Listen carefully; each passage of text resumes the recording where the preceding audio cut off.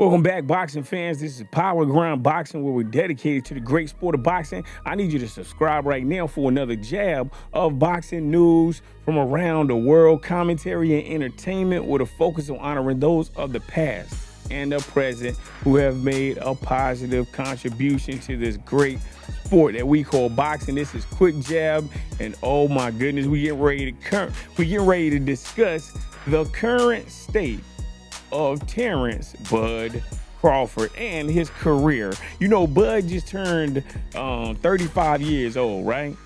So now when you turn 35 years old, especially if you are a boxer, man, that is a milestone for most fighters, right?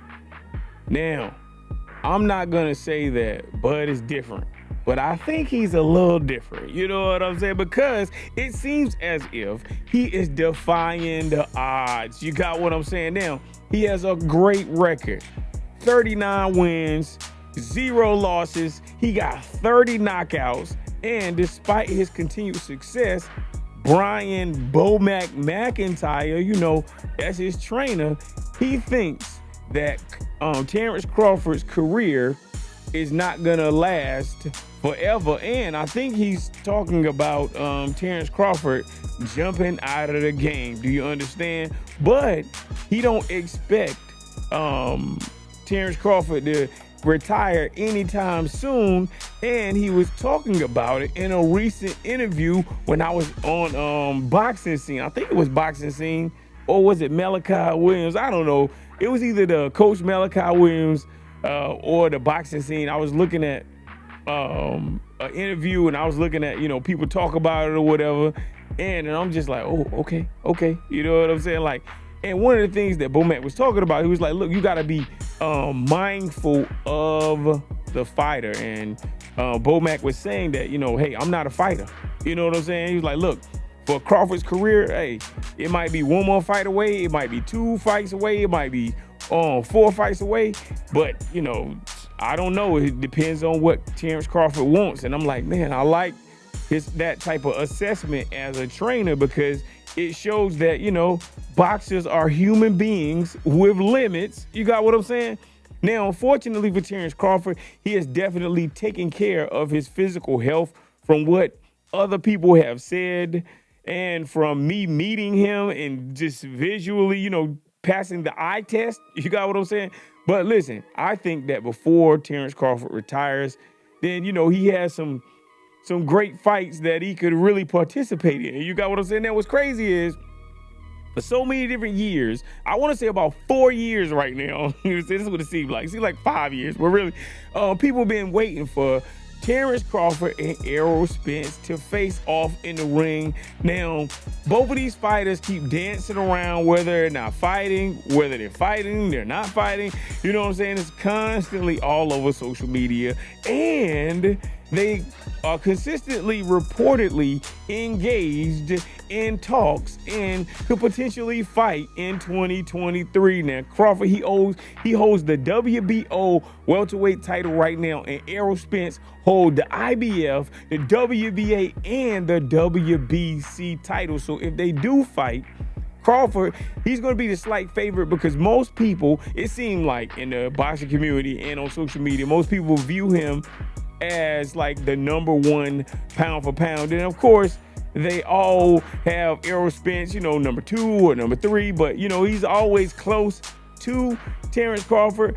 You know, and a lot of times people, they look at Terrance Crawford and they really are impressed by Terrance Crawford because of what Terrance Crawford did at the 140 pound division. You got what I'm saying? He dominated, became undisputed, then he moved up 147, right? And then, you know, of course, he won, you know, devastating fashion. And then after he moved up to 147, he knocked out every single person that he faced. You understand what I'm saying? Like, you know how difficult it is?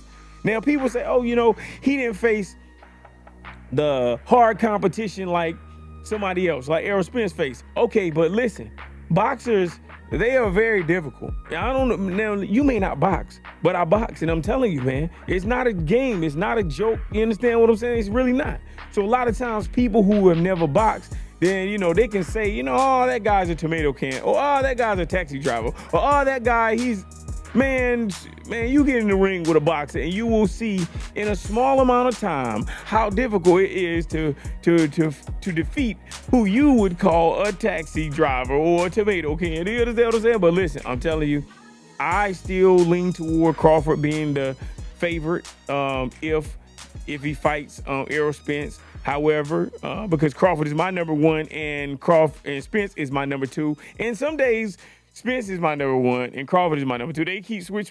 So, to me, they just them dudes. You got what I'm saying? They just them dudes at 147 right now who are veterans and who have just really dominated, and stopped people in impressive fashion and just really dominated in the ring and gave me a completely positive perspective when I saw them in the ring. Do you understand what I'm saying? Because I'm telling you, now Crawford, he just won against David Evanzian. I think they fought in December of 2022, even though everyone knew that he would defeat him. He was in negotiation and talks to fight with Errol Spence.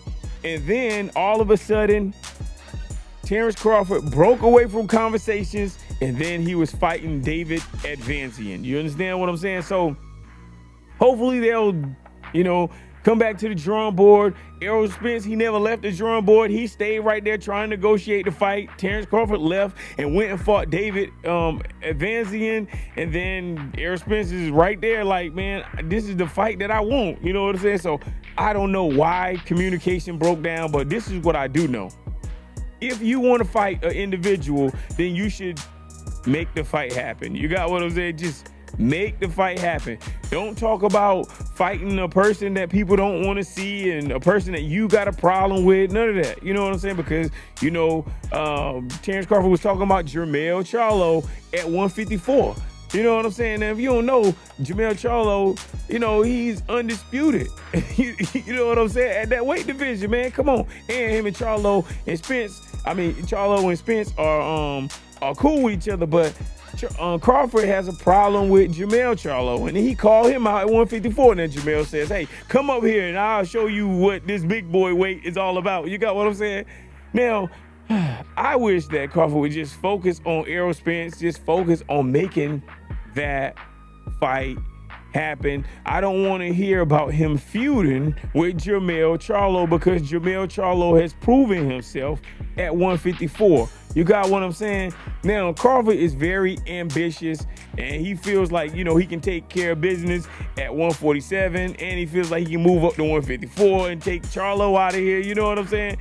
Now, hopefully he's going to settle that beef that he has with Spence and then move up and fight Charlo, even if it ain't for the belts.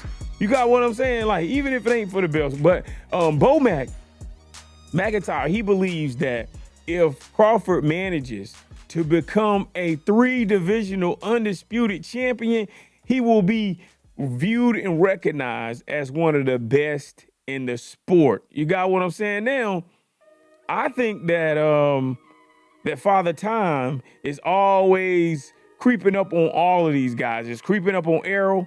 He's ejected out of a vehicle. He's got a lot of all kind of different injuries. You got what I'm saying?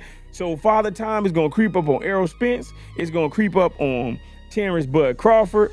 So, that's just how it is because that's who's really undefeated. You got what I'm saying? I'm just saying Father Time is completely undefeated. So who knows if Terrance Crawford and Errol Spence is going to fight. But I wish that Terrance Crawford would just focus on Errol Spence. If you want to dominate 147, then dominate 147. If you're trying to put your name in the history books and etch it out as you're the best ever, etc., then do that. But one of the things that I saw, Crawford was like, I'm already in the Hall of Fame. So I'm already in the Hall of Fame. So it seems as if, or some argue, that Crawford ain't gonna fight, or Crawford is not gonna fight Errol Spence because he wants to hold Errol Spence's legacy up. You got what I'm saying? So that's the reason why he won't make the deal. He won't fight. Like, man, fight a mandatory. He didn't fight. Crawford has not fought mandatory. Spence has not fought a mandatory. I don't know when the last time Terrance Crawford fought a mandatory. I just can't think of a mandatory that he fought right off the top of the mind. I'm certain that he did, but I want to see if they're going to fight. I want to see Crawford fight Errol Spence. Errol Spence has said that he want to fight Crawford, but Crawford says that he don't need Errol Spence. Like, of course you don't need Errol Spence, but listen, if you at 147 and you got a belt and he got 3 other belts, why not fight him for the belt, or give the belt to, or let's just release the belt so that somebody can fight for that belt, and then Errol Spence, who got all 3 belts, fight for the 4th belt. That just makes sense to me. You know what I'm saying? Don't hold the belt up. You got what I'm saying? Now, I believe right now, in my heart of hearts, Crawford is the number 1. I believe that Spence is the number 2. Like I said, sometimes I switch up, but for the most part, look, man, what he did at the lower weight division and then moved up and just been KOing everybody, and how he stay in shape and no accidents, no nothing. Hey, man, he looking great to me. You got what I'm saying? But, you know what I'm saying? Like, come on, man. You know what I'm saying? Like, stop calling out Charlo and calling, man, I don't want to hear none of that. You know what I'm saying?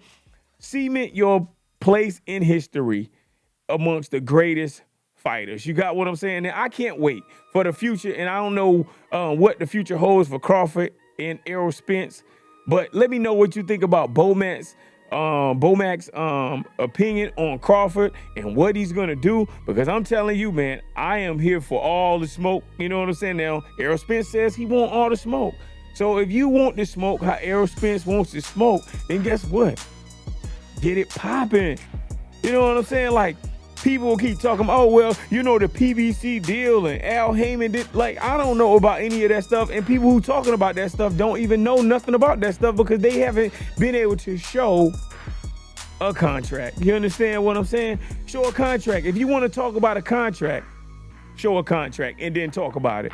All this other talk, oh, this happening, oh, they're talking about this. Man, I don't want to hear none of that. If you're not reading the contract and you can't show nobody, man, stay silent. You got what I'm saying? But look, let me know your thoughts in the comment section below. Make sure you punch the subscribe button, because this is Power Grind Boxing, courtesy of Power Grind Sports. And I'm saying, I got to remind you to stay on the grind. Peace.